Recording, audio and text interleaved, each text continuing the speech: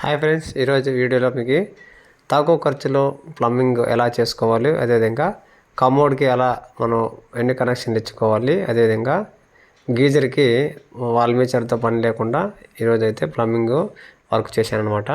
ఈరోజు చిన్న ఎక్స్ప్లెయిన్ చేస్తానండి. ఇక్కడ కనిపిస్తున్నాయి కదా, 2 పాయింట్లు ఉన్నాయి. ఒకటి హీట్ వాటర్, ఒకటి కూల్ వాటర్ అనమాట. డైరెక్ట్ ట్యాంక్ నుండి వచ్చేది కూల్ వాటర్ అనమాట. ఇప్పుడు చూపిస్తాండేది అది హీటు, ఇది ఇలా పోయిండేది నార్మల్ వాటర్ అనమాట. ఇలా ఒక ట్యాప్కి, అదేవిధంగా ఒకటి గన్కి మనం హైట్ బేసిన్ పెట్టుకుంటాం కదా, హైట్ బేసిన్కి మన గన్ వస్తుంది కదా దానికి అనమాట ఇక్కడ కనిపిస్తున్నది.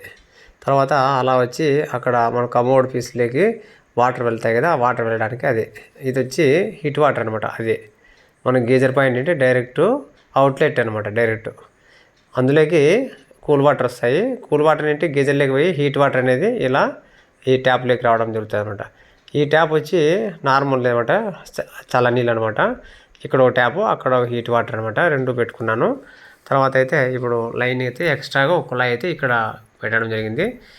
అక్కడ పెట్టామన్నమాట బకెట్ పెట్టుకోవడానికి. ఇంకా ప్లంబింగ్ అయితే కొద్దిగా వర్క్ నిలిచిపోయింది ఫ్రెండ్స్. ఇదన్నీ బాత్రూమ్ వేస్ట్ నీళ్ళు, గలీజ్ నీళ్ళన్నీ పోవడానికి అది ప్లంబింగ్ పని అనేది ఇంకా అలాగే నిలిచిపోయింది. అది కూడా కంప్లీట్ చేయాలి.